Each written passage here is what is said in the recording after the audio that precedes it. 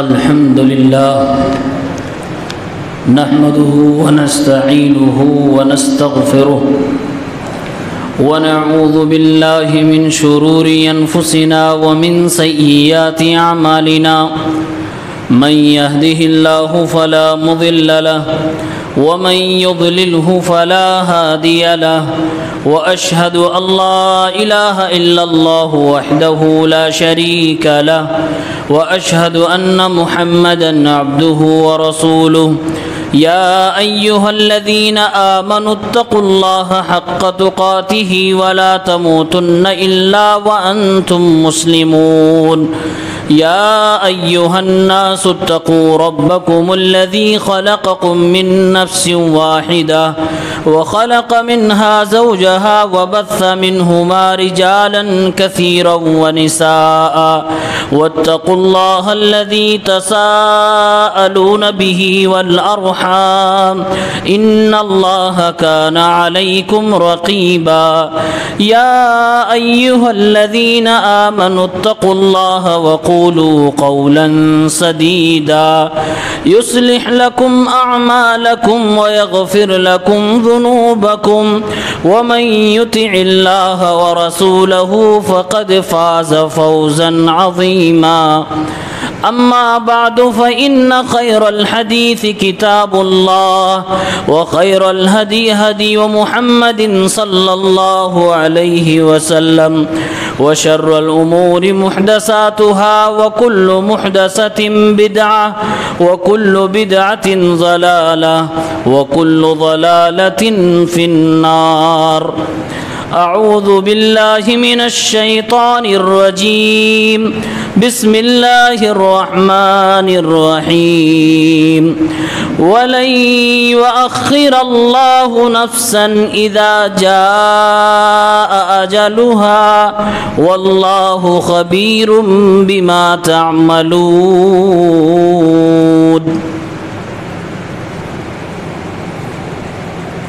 حاضرین جمعہ، اسلامی بھائیوں، نوجوان ساتھیوں، پیارے بچوں، اسلامی مائیں اور بہنوں،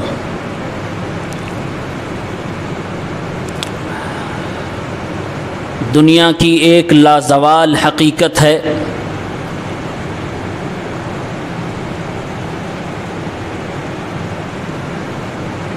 کہ سب کو ایک نہ ایک دن مرنا ہے.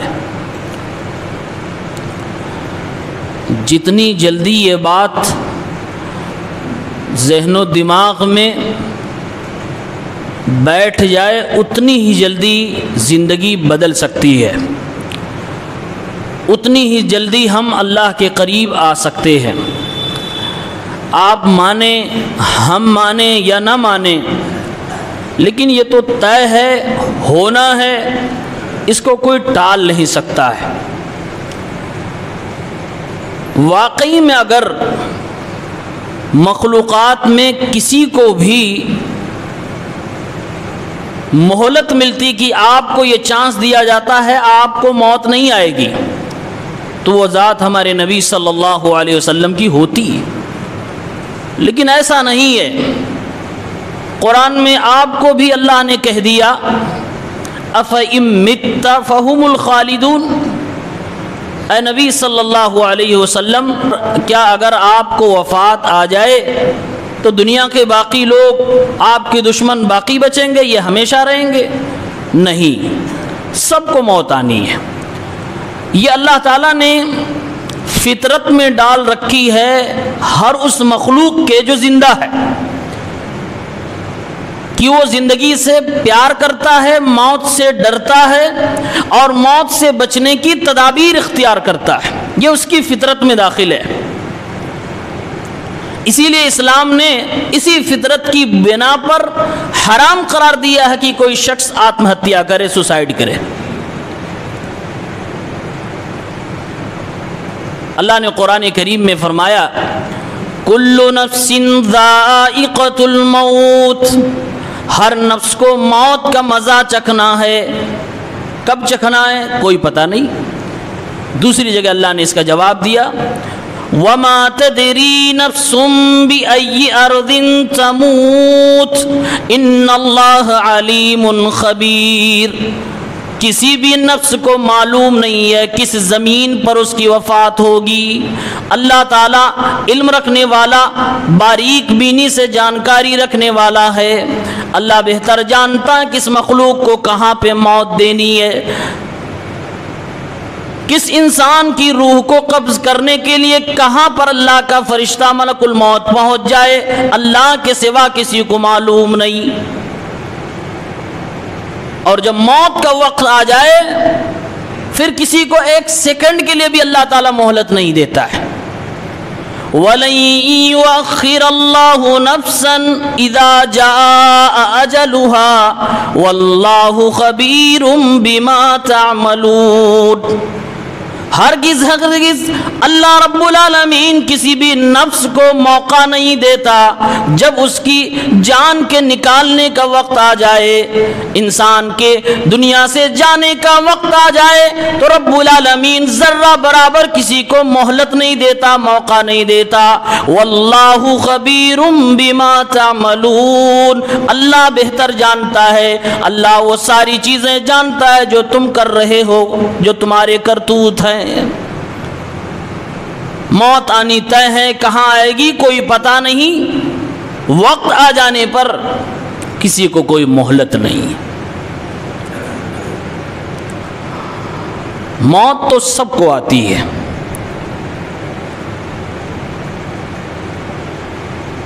اور موت عموماً انسانوں کو رلاتی ہے. کچھ موت ایسی ہوتی ہے جو انسانوں کو رلانے کے ساتھ ساتھ دہلاتی بھی ہے، ہلاتی بھی ہے، جھنجھوڑتی بھی ہے، جگاتی بھی ہے، اور دنیا کے سامنے ایک بار پھر ثابت کر دیتی ہے موت کہ میں کب کہاں کیسے آ جاؤں تمہیں خود معلوم نہیں ہے. انسان اگر غور کرے تو انسان راہ راست پہ آ سکتا ہے. ہمارے نبی صلی اللہ علیہ وسلم نے ارشاد فرمایا اکثروا ذکر ہاذم اللذات. اے میری امت کے لوگوں، لذتوں کو ختم کر دینے والی چیزوں کو زیادہ سے زیادہ یاد کیا کرو، یعنی موت. اور پریکٹیکل زندگی میں کبھی اس کو لا کر دیکھیے. جب آپ کو لگے کہ میں دنیا میں زیادہ مست ہونے لگا ہوں، مجھے اللہ زیادہ یاد نہیں آتا، مجھے عبادت سے نفرت ہونے لگی ہے، میں دین سے دور جانے لگا ہوں، اللہ کی قسم ہے اگر آپ نے اس وقت موت کو یاد کرنا شروع کر دیا، صحیح ڈنگ سے موت آپ کو یاد آنے لگی، دنیا کی نعمتوں کی لذت آپ کو کم ہونے لگے گی. اس لیے اللہ کے نبی صلی اللہ علیہ وسلم نے فرمایا اکثروا ذکر ہاذم اللذات. لذتوں کو ختم کر دینے والی، لذتوں کو توڑ دینے والی چیز کو زیادہ سے زیادہ یاد کرو. اور اسی پس منظر میں میرے نبی صلی اللہ علیہ وسلم نے بھی ارشاد فرمایا کنت نہیتکم عن زیارت القبور فزوروها فإنها تذکر الآخرہ. میری امت کے لوگوں، میں تمہیں قبروں کی زیارت سے شروع میں منع کیا کرتا تھا، لیکن اب تم قبروں کی زیارت کر سکتے ہو. مقصد یہ ہے، قبروں کی زیارت کرنے کا فائدہ یہ ہے کہ تمہیں آخرت یاد آئے گی، تمہیں تمہاری موت یاد آئے گی جو انسان کو دنیا سے توڑ کر اللہ کے قریب کرنے کا کام کرے گی. موت دو طرح سے آتی ہے، ایک طبعی موت ہے اور ایک اچانک والی موت ہے، جس کو قرآن کریم میں بغتہ کے نام سے یاد کیا گیا اور حدیث میں موت الفجأہ کے نام سے یاد کیا گیا. انگلش میں اس کو آپ سڈن ڈیتھ کہہ سکتے ہیں. اچانک والی موت، یہ اچانک جو موتیں ہوتی ہیں یہ اس زمانے میں بھی تھی، لیکن اللہ کے نبی صلی اللہ علیہ وسلم نے علم وحی کی روشنی میں یہ بتایا تھا کہ قیامت جب آنی ہوگی تو اس کی تعداد بڑھ جائے گی، اچانک موت زیادہ ہونے لگے گی. لوگ اچھے بھلے ہوں گے، پتہ نہیں ہوگا کہ اگلے چھڑ میں کیا ہونے والا، اچانک ان کو موت آ جائے گی. کئی اسباب ہو سکتے ہیں، پہلے زمانے میں لوگ جب مرا کرتے تھے عموماً اگر ان کے مرنے کی وجہ اور سبب آپ تلاش کریں گے تو زیادہ تر یہ تھا کہ فلاں جگہ میں کوئی زخمی ہو گیا، اس کا زخم بھر نہ سکا اس لیے دنیا سے چلا گیا، کسی کی گردن کٹ گئی، کسی کا پیر کٹ گیا۔ جنگوں میں زیادہ تر لوگ جو زخمی ہوتے تھے یا شہید ہوتے تھے، مارے جاتے تھے، وہ وجہ بنا کرتی تھی۔ پھر ایک دور آیا، بڑی بڑی مہلک بیماریوں نے جنم لیا اور پوری کی پوری بستیاں ان بیماریوں کی وجہ سے، وبا کی وجہ سے خالی ہونے لگی۔ صحابہ کے زمانے میں حضرت عمر فاروق رضی اللہ تعالیٰ عنہ کی خلافت میں بھی ملک شام کے اندر ایک بیماری پھیلی تھی جس میں بہت سارے صحابہ کرام، بہت سارے لوگ، بہت سارے انسان دنیا سے ایک ساتھ چلے گئے تھے۔ پہلے ایسے موتیں ہوا کرتی تھی، اچانک بھی موتیں ہوئی نبی کے زمانے میں۔ وہ حدیث پاک یاد کریے، اللہ کے نبی صلی اللہ علیہ وسلم حج کرنے کے لیے گئے ہیں اور آپ کے ساتھ میں ایک اور شخص ہے جو کسی سواری پہ سوار ہے، وہ اپنے سر کے بل زمین پہ گرا، اس کی وفات ہو گئی۔ وہ احرام کی حالت میں تھا، یعنی حج کر رہا تھا۔ اللہ کے نبی صلی اللہ علیہ وسلم نے ان کے کفن اور دفن کے وقت میں کچھ آپ نے ان صحابہ کرام کو ہدایات دی اور آپ نے ارشاد فرمایا فَإِنَّهُ يُبْعَثُ يَوْمَ الْقِيَامَةِ مُلَبِّيًا، یہ قیامت کے دن تلبیہ پکارتے ہوئے اٹھایا جائے گا۔ اس حدیث پاک پر اگر آپ غور کریں گے تو معلوم یہ چلا کہ ایک صحابی اپنی سواری سے نیچے گرے، گردن کے بل گرے، سر کے بل گرے، لیکن فوراً ان کی موت ہو گئی۔ یہ اچانک موت کی ایک شکل تھی۔ آج اسی کو اگر اس زمانے میں دیکھا جائے تو ایکسیڈنٹل موت، جو ایکسیڈنٹ ہو جاتا ہے سواریوں سے یا پھر کہیں سے کوئی گر کے مر جائے، یہ اسی طرح کی اچانک موت ہوتی ہے، یعنی جس کو پہلے کسی طرح کی کوئی بیماری نہیں۔ حدیث پاک میں جو علماء کرام نے اچانک موت کی تفسیر اور شرح کی ہے، انہوں نے ایک خاص زاویے میں لکھا ہے، کہتے ہیں اچانک موت وہ موت ہوتی ہے جس میں مقدمات الموت اور سکرات الموت کا سامنا انسان کو نہیں کرنا پڑتا ہے۔ کیا مطلب؟ یعنی موت سے پہلے جو انسان تڑپتا ہے اور موت کی نشانیاں ظاہر ہونے لگتی ہیں، اب بول نہیں پا رہا ہے، ہاتھ وغیرہ لنج ہو گئے وغیرہ وغیرہ، کہا یہ سب چیزیں اس میں ظاہر نہیں ہوتی ہیں، اچانک اس کی روح قبض کر لی جاتی ہے۔ ایسا لگتا ہے جیسے کوئی چیز کہیں پر رکھی ہو اور کسی نے جھپٹ لی ہو، کسی نے چھین لی ہو، اچانک روح قبض کرنے کا تقریباً اسی طرح کا معاملہ ہوتا ہے۔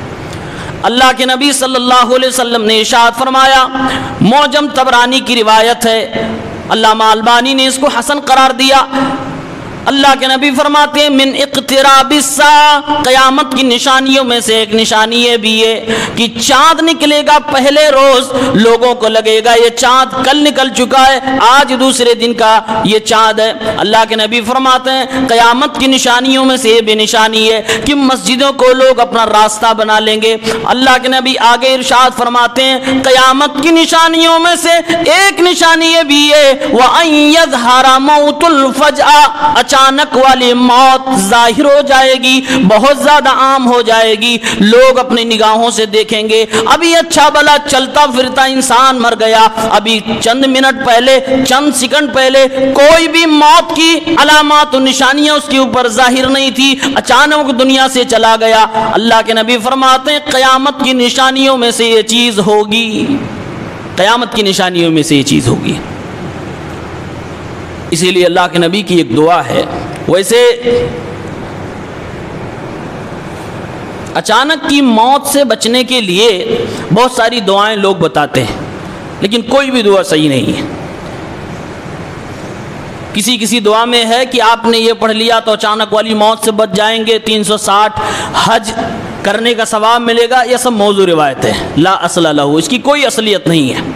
ہاں اللہ کے نبی صلی اللہ علیہ وسلم نے بہت ساری ایسی دعائیں سکھائی ہیں کہ جس میں انسان کی سرکشا، اس کی حفاظت کی بات کہی گئی ہے، اللہ رب العالمین سے دعا مانگی گئی ہے۔ جیسے کہ صحیح مسلم کی روایت ہے، عبداللہ ابن عمر فرماتے ہیں رضی اللہ تعالی عنہ کہ اللہ کے نبی صلی اللہ علیہ وسلم جو دعائیں کثرت سے مانگا کرتے تھے ان میں ایک دعا یہ بھی تھی۔ کون سی دعا؟ اللہم انی اعوذ بک من زوال نعمتک وتحول عافیتک ومن فجاءت نقمتک وجمیع سخطک، اے اللہ رب العالمین میں تیری پناہ چاہتا ہوں کہ کہ جو تو نے مجھے نعمتیں دے رکھی ہیں تو اسے چھین لے۔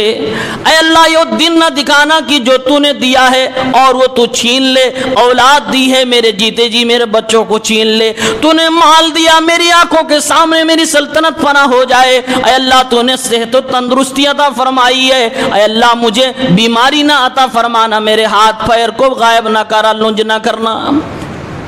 وَتَحَوُّلِ عَافِيَتِكَ، اے اللہ تیری رحمت سے میں عافیت سے جی رہا ہوں، میری زندگی اچھے سے گزر رہی ہے، اے اللہ کہیں تو غصہ اور ناراض ہو کے میری زندگی کی کایا پلٹ کر بربادی کی طرف نہ لے کر چلا جا، اے اللہ میں اس چیز سے پناہ چاہتا ہوں۔ وَمِن فُجَاءَةِ نِقْمَتِكَ، اے اللہ ہو سکتا ہے بندہ ہونے کی وجہ سے میں کوئی گناہ کر دوں جو تجھے ناراض کرنے والا گناہ ہو، تو ناراض ہو جائے میرا رب اور ناراضگی میں تو مجھ سے بدلہ لینا چاہے، مجھ پر تو سزا نافذ کرنا چاہے، اے رب العالمین توبہ کرنے کی مہلت ضرور دے دینا، اچانک تو میرے اوپر اپنا غضب نہ نازل فرمانا، اچانک تو اپنا کوئی عذاب میرے اوپر نہ نازل فرمانا۔ وجمیع سخطک، اے اللہ جو تو ناراض ہوتا ہے تیری تمام ناراضگیوں سے تیری پناہ چاہتا ہوں۔ اللہ کے نبی صلی اللہ علیہ وسلم کثرت سے یہ دعا مانگا کرتے تھے، ان پوری دعاؤں میں دیکھیے اللہ کے نبی دعا مانگ رہے، اے اللہ نعمت دے کے چھیننا نہیں، اے رب العالمین عافیت دے کے چھیننا نہیں، اے رب العالمین غلطی ہو جائے مجھ سے تو توبہ کی مہلت عطا فرمانا، اچانک میرے اوپر عذاب نہ نازل فرمانا، اے اللہ تو ناراض ہو جائے تو تیری تمام ناراضگیوں سے میں تیری پناہ چاہتا ہوں۔ یہ دعا انسان کو کثرت سے پڑھنی چاہیے۔ اگر آج آپ اچھے بھلے ہیں، اگر آج آپ صحت مند ہیں، اگر آج آپ مالدار ہیں، کوئی گارنٹی نہیں کہ آپ آگے بھی ہوں گے۔ اللہ کے نبی کی اس دعا کو لازم پکڑیے، ایمان کے ساتھ صحت عقیدہ کے ساتھ اللہ رب العالمین ضرور آپ کی دعا کو قبول فرمائے گا۔ یہ دعا آپ پڑھ سکتے ہیں۔ اچانک کی موت سے، اس میں اچانک کی موت بھی آ گئی اور بہت ساری چیزیں جو انسان کی زندگی میں اچھائی سے برائی کی طرف اچانک ہی اٹھن لیتی ہیں، انسان سمجھ نہیں پاتا میرے ساتھ کیا ہو رہا ہے۔ اسی لیے ایک صحابی ہیں، صحیح بخاری کتاب الرقاق 6416 نمبر پہ حدیث ہے، عبداللہ ابن عمر اللہ کے نبی صلی اللہ علیہ وسلم کے رشتے میں سالے بھی لگتے ہیں، حضرت عمر کے بیٹے ہیں۔ اللہ کے نبی اپنے صحابہ کو آخرت کی یاد دلانے کے لیے الگ الگ طریقے سے نصیحت کرتے تھے۔ عبداللہ ابن عمر اللہ کے نبی کی کیفیت بتا رہے ہیں کہ کیسے میرے نبی نے مجھے سمجھایا۔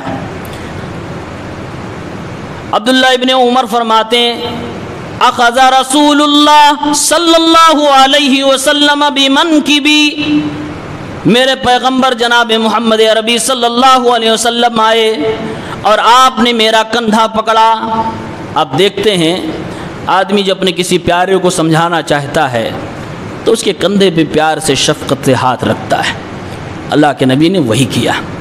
اخذ رسول اللہ صلی اللہ علیہ وسلم بمنکبی، اللہ کے نبی نے میرے کندھے پہ ہاتھ رکھا اور پکڑ لیا اور آپ نے ارشاد فرمایا، کن فی الدنیا کانک غریب او عابر سبیل، اے ابن عمر، اے عبداللہ، دنیا کے اندر اجنبی بن کے رہو یا تو مسافر بن کے رہو۔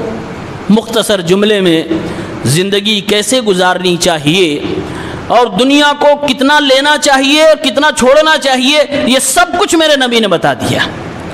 کن فی الدنیا کانک غریب او عابر سبیل، دنیا کے اندر ایسے رہو جیسے آپ کہیں جاؤ تو اجنبی ہوتے ہو، اجنبی بن کے اگر کسی شہر میں رہو جس طریقے سے تمہاری وہاں کیفیت ہوتی ہے ایسے دنیا میں ہونی چاہیے۔ او عابر سبیل، اور اگر تم سفر پہ جا رہے ہو، سفر میں تمہاری جو کیفیت بحیثیت مسافر ہوتی ہے ایسے دنیا میں ہمیشہ تمہاری کیفیت ہونی چاہیے۔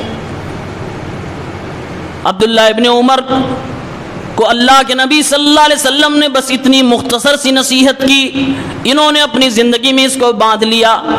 اب اللہ کے نبی صلی اللہ علیہ وسلم کی سنتوں کو ڈھونڈ ڈھونڈ کر عمل کرنے لگے۔ جب کوئی ان سے کچھ پوچھتا تو کہتے، اے لوگوں، اذا امسیت فلا تنتظر الصباح، اے لوگوں دنیا جاننا چاہیں تو کسے کہتے ہیں تو سن لو، اگر شام ہو گئی اور شام کے وقت تمہاری سانسیں چل رہی ہیں، تم زندہ ہو، صبح کا انتظار نہ کرنا، ہو سکتا ہے سورج نکلنے سے پہلے ملک الموت تیرے پاس آ جائے، رات بڑی لمبی ہے اور تجھے موت آ جائے۔ وَإِذَا أَصْبَحْتَ فَلَا تَنْتَظِرِ الْمَسَاءَ، اور جب تو صبح کر لے، سورج نکل جائے تو تو اپنے موت کی تیاری کر، ممکن ہے سورج ڈھلنے سے پہلے ملک الموت تیرے پاس آ جائے، تجھے معلوم نہیں ہے۔ جب تو صبح کر لے تو شام کا انتظار نہ کر، اور شام کر لے تو صبح کا انتظار نہ کر۔ وَخُذْ مِنْ صِحَّتِكَ لِمَرَضِكَ، آج تو صحت مند ہے، اللہ کے لیے جو نیکیاں کرنا چاہتا کر لے، کل بیمار اگر ہو گیا تو تو چاہ کر بھی نہیں کر پائے گا۔ وَخُذْ مِنْ حَيَاتِكَ لِمَوْتِكَ، آج تو زندہ ہے، تیری سانسیں چل رہی ہیں، جو نیکیاں کرنا چاہتا کر لے، اگر تو کل دنیا سے چلا گیا تجھے یہ سب کرنے کا موقع ہی نہ ملے گا، تیرے نام اعمال کے دفتر بند کر دیے جائیں گے۔ ایک صحابی رسول کا میسج ہمارے اور آپ کے لیے، یہی صحابی عبداللہ ابن عمر رضی اللہ تعالی عنہما فرماتے ہیں، ایک بار میں نے اللہ کے نبی صلی اللہ علیہ وسلم کو فرماتے ہوئے سنا، ہر مسلمان کے لیے یہ ضروری ہے، ہر مسلمان کے لیے اس کے اوپر یہ حق بنتا ہے، اگر وہ اپنی جائیداد میں سے یا اپنے متعلق کسی کو کچھ وصیت کرنا چاہتا ہے تو 3 دن یا 3 راتیں سونے سے پہلے وہ وصیت نامہ لکھ کر تیار کر دے۔ 3 راتیں یا 3 دن گزرنے نہیں چاہیے کہ اپنا وصیت نامہ لکھ کر تیار کر دے۔ فرماتے ہیں جب میں نے اللہ کے نبی صلی اللہ علیہ وسلم کا یہ فرمان سنا، ایک رات بھی ایسی نہیں گزری کہ ابن عمر نے اپنا وصیت نامہ لکھ کر تیار نہ کیا ہو۔ رات کو سونے سے پہلے وصیت نامہ میرے پاس موجود، اور ہر رات میرے پاس موجود ہوا کرتا تھا۔ یہ عبداللہ ابن عمر رضی اللہ تعالی عنہما نے اللہ کے نبی صلی اللہ علیہ وسلم کی ایک نصیحت ہمیں بتلا دی، اور یہ نصیحت اچانک والی موت میں بہت کام کی نصیحت ہے۔ ایسے بہت سارے لوگ ہوتے ہیں جو اپنا گھر پریوار چلانے کے لیے قرض لیتے ہیں، بہت سارے لوگوں سے لین دین کرتے ہیں، لیکن لیکھا جوکھا نہیں رکھتے، عزت بچانے کے لیے اپنی بیوی تک کو نہیں بتلاتے، اپنے بچوں کو بھی خبر نہیں کرتے، نہ کہیں لکھا ہے نہ کہیں کسی کی جانکاری میں۔ اگر ایسے لوگوں کی اچانک وفات ہو جاتی ہے، بڑی مشکل ہوتی ہے اس آدمی کے کندھے سے قرض کا بوجھ اتارنا۔ اور اگر کچھ بے ایمان طبیعت کے لوگ ہیں تو آپ کو ٹھگ بھی سکتے ہیں، ہر کوئی منہ اٹھا کے آ جائے گا میرا اتنا قرض لیے تھے، میرا اتنا قرض لیے تھے، بڑی پریشانیاں ہو سکتی ہیں۔ اس لیے کم سے کم لین دین کا معاملہ کہیں نہ کہیں ضرور لکھنا چاہیے۔ ہمارے نبی صلی اللہ علیہ وسلم نے اور قرآن کریم کی تعلیم نے تو ہمیں یہ بتایا ہے کہ قرض کا معاملہ ایسا ہو کہ لکھا بھی جائے، گواہ بھی رکھے جائیں۔ قرآن کریم میں سب سے بڑی آیت، بڑی کا مطلب یہ ہے کہ پورے ایک پیج کی جو آیت ہے وہ قرض کے متعلق ہے، اس کو آیت دین کہا جاتا ہے، قرض والی آیت کہا جاتا ہے۔ جیسے آیت الکرسی ہے ویسے آیت دین ایک آیت پورے ایک صفحے کی، ایک پیج کی آیت ہے۔ اس پوری آیت میں اللہ رب العالمین نے ہمیں اور آپ کو یہ تعلیم دی ہے کہ مسلمانوں جب کسی کو قرض دو یا قرض لو تو لکھ لیا کرو اور گواہ بھی بنا لیا کرو۔ اسی آیت میں اللہ تعالیٰ نے بتایا کہ گواہ بناتے وقت اگر تمہیں مرد نہ ملے تو ایک مرد کے بدلے میں 2 عورتوں کو گواہ بناؤ۔ اسی آیت میں یہ بات کہی گئی ہے کہ ایک مرد کے برابر 2 عورتوں کی گواہی ہوگی۔ یہ آیت دین قرآن کی سب سے بڑی آیت ہے جو معاملات کو صاف اور شفاف رکھنے کے لیے لکھنے اور گواہی کی بات کرتی ہے۔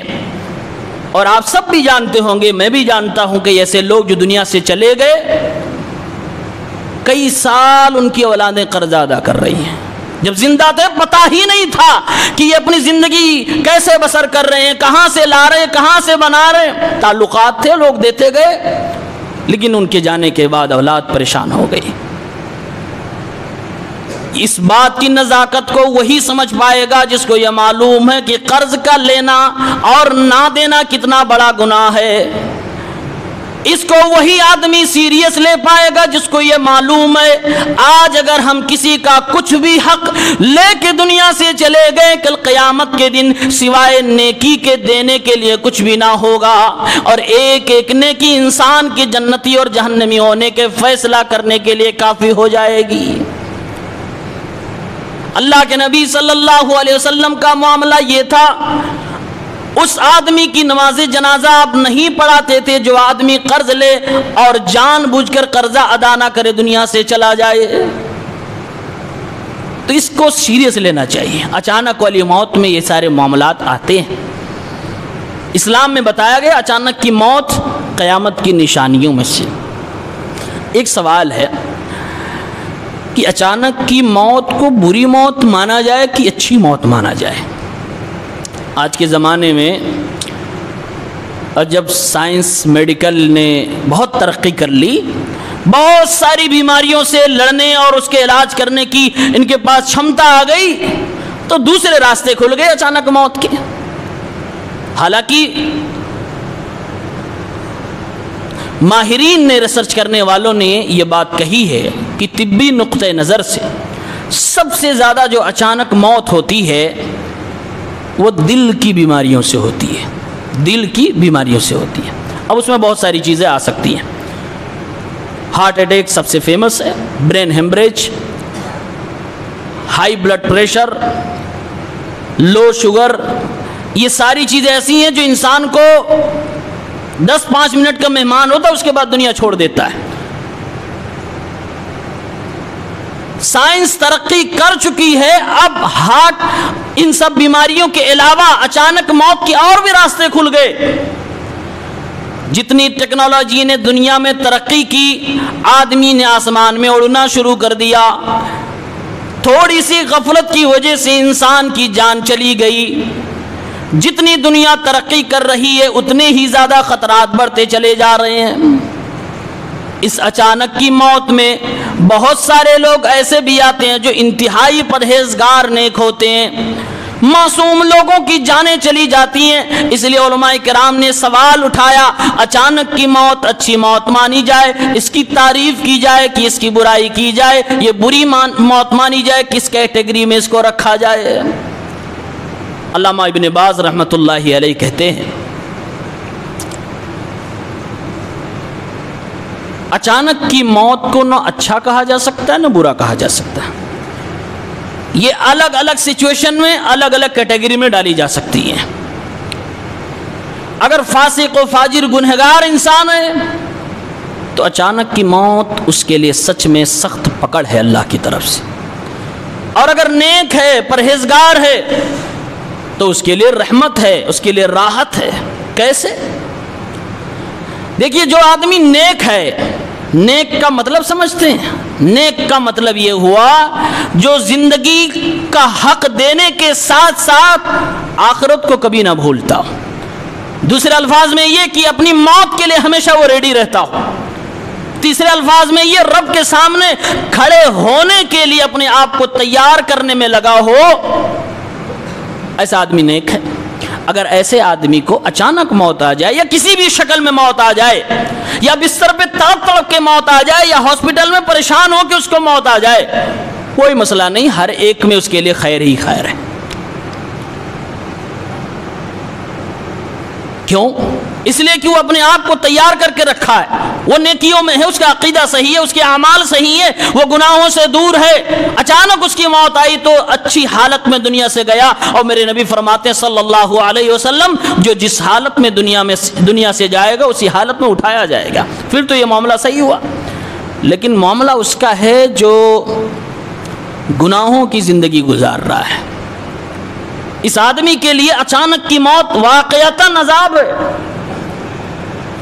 اس سے بڑا عذاب کیا ہوگا کہ آپ امیدیں لگائے ہو، آج نہیں کل میں توبہ کر لوں گا، وہ دن آنے سے پہلے اچانک آپ کی موت آ گئی، توبہ تو دور کی بات، آپ اپنے چھوٹے چھوٹے بچوں کی خواہشات بھی پوری نہ کر سکے، آپ اپنی بیوی اپنے ماں باپ کی خواہشات پوری نہ کر سکے، ان کی ضرورتوں کو پوری نہ کر سکے، آپ اپنی منزل تک بھی نہ پہنچ سکے، اس سے پہلے آپ کے پاس ملک الموت آ گیا اور آپ دنیا سے چلے گئے، توبہ کرنے کا موقع نہ ملا۔ یہ انسان کے لیے بڑی بدنصیبی ہے، محرومی کی بات ہے۔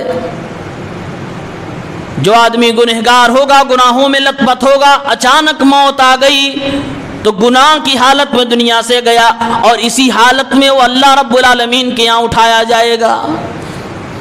اس لیے گنہگاروں کے لیے بری موت ہے اور نیکوکاروں کے لیے اچھی موت ہو سکتی ہے، کوئی حرج کی بات اس میں نہیں۔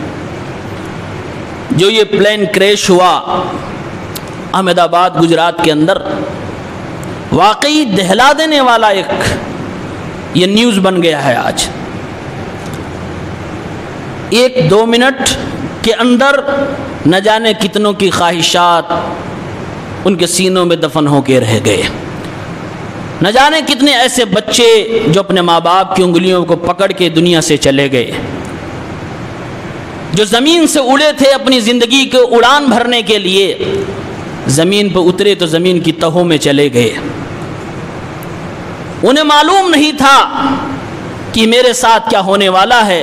اس میں کچھ مسلم بھی تھے، اس میں غیر مسلم بھی تھے، اس میں کچھ ایسے بھی تھے جو عیدیں منانے آئے تھے، عید منا کے واپس اپنے کام پہ جا رہے تھے، اس میں کچھ ایسے بھی تھے جو پوری فیملی کے ساتھ تھے اور پورا کنبہ قبیلہ، ان کی پوری آبرو، پورا خاندان، پوری فیملی ان کے ساتھ تھی، اس میں معصوم بچے بھی تھے، سب کے سب فنا ہو گئے۔ یہ ہے اچانک موت۔ انہی سب موتوں کے لیے اسلام کہتا ہے ہمیشہ تیار رہو۔ انہی سب موتوں کے لیے اسلام کہتا ہے لین دین کو کلیئر رکھو۔ انہی سب موتوں کے لیے اسلام کہتا ہے توبہ صبح و شام کرتے رہو۔ کیا پتا تمہاری موت کب آ جائے، کوئی پتا نہیں ہے۔ اور توبہ صبح و شام کرنے کے لیے آپ بغیر نماز کی پابندی کے آپ اس پر چل ہی نہیں سکتے۔ نماز کی پابندی آپ کریں گے اور دعائیں آپ پڑھیں گے، ایٹومیٹک آپ توبہ کر رہے ہیں۔ اگر آپ کو نماز کی دعاؤں کا مطلب معلوم ہوگا تو آپ کو پتہ چلے گا کہ ہاں میں صبح و شام دن میں 5 بار توبہ کر رہا ہوں۔ اللہ سے آپ توبہ کرتے ہیں، لیکن اگر آپ نماز نہیں پڑھ رہے ہیں، آپ ذرا اپنی زندگی میں غور کر کے دیکھیں۔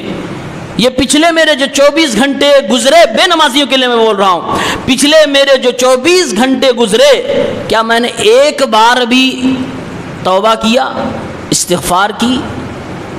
شاید آپ کو یاد نہیں آئے گا، اس لیے کہ آپ نے کیا ہی نہیں۔ لیکن جو نماز کا پابند شخص ہے، وہ اگر غور کرے تو ممکن ہے اس کو نماز کے باہر نہ ملے، لیکن نماز کی دعاؤں پہ جیسے غور کرے گا، ہاں اللہ میں نے توبہ تو کی ہے، گرچہ مجھے عربی نہیں آتی، عربی میں کر لی ہم نے، دعائیں مجھے یاد تھی۔ وَلَا يَغْفِرُ الذُّنُوبَ إِلَّا أَنْتَ، اے اللہ تیرے سوا کوئی معاف کرنے والا نہیں ہے، فاغفر لی وارحمنی۔ بہت ساری جگہوں پہ آپ نماز میں دعائیں کر رہے ہیں، اللہ سے مغفرت طلب کر رہے ہیں، اللہ تعالیٰ سے رحم طلب کر رہے ہیں، بخشش مانگ رہے ہیں۔ تو ایک نمازی انسان ہی اس کو لازم پکڑ سکتا ہے۔ اچانک موت کبھی بھی کسی کی بھی آ سکتی ہے، اس لیے انسان کو ہمیشہ اس کے لیے تیار رہنا چاہیے اور اپنے آپ کو تیار رکھنا چاہیے۔ یقین مانیے اچانک موت آج دنیا میں سب سے زیادہ دل کی بیماریوں سے ہو رہی ہے، اور ہمارا قرآن کہتا ہے الا بذکر اللہ تطمئن القلوب، اللہ کے ذکر سے انسان کے دلوں کو سکون ملنے والا ہے۔ اسی لیے اللہ کے نبی صلی اللہ علیہ وسلم کا عمل بتاتے ہوئے صحابی کہتے ہیں کان اذا حزبہ امر صلی، میرے نبی کا عمل یہ تھا جب بھی آپ کو کوئی پریشانی لاحق ہوتی، جب بھی آپ صلی اللہ علیہ وسلم ٹینشن میں ہوتے، جب بھی اللہ کے نبی کو خود کا، گھر کا یا اپنی امت کا درد ستانے لگتا، میرے پیغمبر نماز پڑھنے لگتے تھے، کیونکہ نمازوں سے ان کو سکون ملتا تھا۔ اور اللہ کے نبی صلی اللہ علیہ وسلم حضرت بلال سے کہتے اے بلال یا بلال ارحنا بالصلاۃ، اے بلال نماز کے لیے اذان دے کر ہمیں سکون پہنچایا کرو۔ نبی کو نماز سے سکون میسر ہوتی تھی۔ قرآن کہتا ہے نماز یعنی ذکر، تلاوت، اللہ رب العالمین کا ذکر، اس کے ذریعے سے تمہارے دلوں کو اطمینان اور سکون ملتا ہے، اور اس کے ذریعے سے انسان کا دل مطمئن ہوگا، وہ ڈپریشن سے دور ہوگا، وہ سوسائڈ کی دنیا سے دور ہوگا۔ اسی طرح سے اللہ رب العالمین ممکن ہے اور دعاؤں سے تقدیر بدل بھی سکتی ہے، انسان کو اللہ تعالیٰ اچانک کی موت سے بھی بچا لے۔ ایک سوال اور وضاحت کر دوں، بہت سارے لوگ اچانک کی موت پہ ایک سوال کھڑا کرتے ہیں کہ تقدیر قدیر کچھ ہوتی نہیں ہے، دیکھو ایسا ہو گیا مر گیا، نہ ہوا ہوتا تو زندہ رہتا۔ علماء کہتے ہیں، لکھتے ہیں ھذا من عجیب قدر اللہ سبحانہ وتعالی، اللہ تعالیٰ نے تقدیریں لکھی ہیں، لیکن تقدیر لکھنے کا جو یہ انداز ہے یہ عجیب و غریب ہے کہ رب العالمین اپنے کچھ بندوں کی موت کا انداز اچانک موت کے انداز میں لکھتا ہے۔ یہ تقدیر میں لکھا ہوتا ہے پہلے سے، موت سب کی کلیئر ہے، پکی ہے، موت آنی ہے، کیسے آنی ہے اللہ نے تقدیر میں یہی لکھ رکھا ہے۔ جس طریقے سے جس کی موت ہوئی ہے، ایک مومن کو، ایک مسلمان کو یقین کر لینا چاہیے کہ ایسے ہی لکھا تھا، اس لیے ایسے ہی اس کی موت ہوئی ہے، اس میں چوں چراب نہیں کر سکتے۔ اسی لیے ہمارے نبی صلی اللہ علیہ وسلم صحیح مسلم کتاب القدر جہاں تقدیر کا چیپٹر ہے، وہاں سمجھاتے ہوئے آپ صلی اللہ علیہ وسلم نے ارشاد فرمایا کہ اگر تمہارے ساتھ کچھ برا ہو جائے تو یہ نہ کہو اگر ایسا کیا ہوتا، اگر ایسا کیا ہوتا تو ایسا ہو جاتا، ایسا نہ کیا ہوتا تو ایسا نہیں ہوتا۔ اگر تم اس طرح کی باتیں کرو گے، یہ شیطان ہے جو تمہارے عقیدے میں اس اگر مگر کے ذریعے سے داخل ہو جائے گا۔ آپ صلی اللہ علیہ وسلم نے فرمایا فَإِنَّ لَوْ تَفْتَحُ عَمَلَ الشَّيْطَانِ، یہ لو مطلب اگر، یہ شیطان کے کام کا دروازہ کھول دیتا ہے، لہذا آپ صلی اللہ علیہ وسلم نے منع فرمایا، اور آپ نے ایک دعا فرمائی اور آپ نے کہا کہو قدر اللہ ما شاء فعل، اللہ تعالیٰ نے جو چاہا وہ کیا، جو تقدیر میں لکھ دیا وہ ہو گیا۔ یہ ہے تقدیر پر ایمان، اور اچھی اچھی چیزوں پر ایمان رکھنا۔ ہر نارمل آدمی اس کو جانتا ہے، جب اس کو کچھ ملتا ہے اس کی تقدیر میں اچھا ہوتا کہتا ہے یہ اللہ نے میرے قدرت میں لکھ رکھا تھا۔ اگر مغرور ہوتا تو یہاں بھی کہتا ہے یہ میرا کمال ہے، ورنہ مومن مسلمان کہتا ہے یہ اللہ نے میری تقدیر میں لکھ رکھا تھا۔ لیکن جب اسی کی زندگی میں برا ہونے لگے، جس کو کہتے ہیں بری تقدیر اس کی لکھی گئی ہے، ایسے میں اچھے اچھوں کا ایمان پھسل جاتا ہے۔ ارکان ایمان کے ایک مضبوط پلر کا میں ذکر کر رہا ہوں، تقدیر پر ایمان، ایسے میں بہت سارے لوگ پھسل جاتے ہیں اور سوال کھڑا کرنے لگتے ہیں اگر میں نے ایسا نہ کیا ہوتا تو ایسا ہو جاتا۔ اسی طرح سے یہ بھی سوال کھڑا کرنے لگتے ہیں میرے لیے ہی یہ سب کیوں ہو رہا ہے، اللہ نے میری ہی تقدیر میں۔ یہ سب تقدیر پر اعتراض کی شکلیں ہیں۔ تقدیر پر، اللہ کے لکھے پر انسان کے اعتراض کرنے کا یہ انداز ہے، اس سے ہمیں اسلام نے روکا ہے۔ اس لیے اسلام کہتا ہے وَأَن تُؤْمِنَ بِالْقَدْرِ خَيْرِهِ وَشَرِّهِ، یہ شرّہ کا لفظ اس سے یاد کریے، اگر اچھی تقدیر ہے پھر بھی ایمان لانا ہے، بری تقدیر ہے پھر بھی ایمان لانا ہے۔ یہی ہمارا اسلام ہمیں اور آپ کو سکھاتا ہے۔ اچانک موت کسی کی بھی ہو سکتی ہے، اللہ سے دعا کریے رب العالمین ہم سب کو اچانک کی موت سے محفوظ رکھے، رب العالمین ہم سب کو توبہ کی توفیق عنایت فرمائے۔ اللہ تعالیٰ سے دعا کریے رب العالمین اگر ہماری زندگی میں کچھ بری چیزیں لکھی گئی ہیں تو اللہ اس کو بدل دے۔ ہم جو دعائے قنوت پڑھتے ہیں اس دعائے قنوت میں یہ بھی دعا شامل ہے وَقِنِي شَرَّ مَا قَضَيْتَ، اے اللہ ہمیں بچا لے اس برے فیصلے سے جو تو کر چکا ہے۔ اللہ جو چیزیں ہمارے حق میں لکھ چکا ہے کہ یہ آدمی اس کا یہ ہونے والا ہے، یہ ایکسیڈنٹ ہوگا، اس کی بری موت ہوگی، یہ جو برے فیصلے تو کر چکا ہے، اے اللہ مجھے اس سے بچا لے۔ ہمارے نبی فرماتے ہیں کہ تقدیر اگر کسی چیز سے بدل سکتی ہے تو دعاؤں سے بدل سکتی ہے، اس لیے دعاؤں کے ذریعے سے اپنی تقدیر کے بدلنے کا اور بری چیزوں کے نکالنے کے لیے اللہ رب العالمین کے سامنے ہاتھ اٹھائیے۔ یہ ہمارے اور آپ کے پاس بہترین آپشن ہے، اور ساتھ میں رشتہ داروں کے ساتھ صلہ رحمی کریے، اس سے بھی تقدیروں میں بدلنے کا فرق آتا ہے۔ اللہ تعالیٰ سے دعا رب العالمین ہم سب کی جان مال عزت و آبرو کی حفاظت فرمائے۔ رب العالمین جو لوگ وفات پا چکے ہیں اس ناگہانی آفت میں، اے رب العالمین ان کے لواحقین کو صبر کرنے کی توفیق دے۔ جو ایمان اور توحید کے ساتھ دنیا سے گئے، اے رب العالمین ان کو تو جنت الفردوس میں مقام عطا فرما۔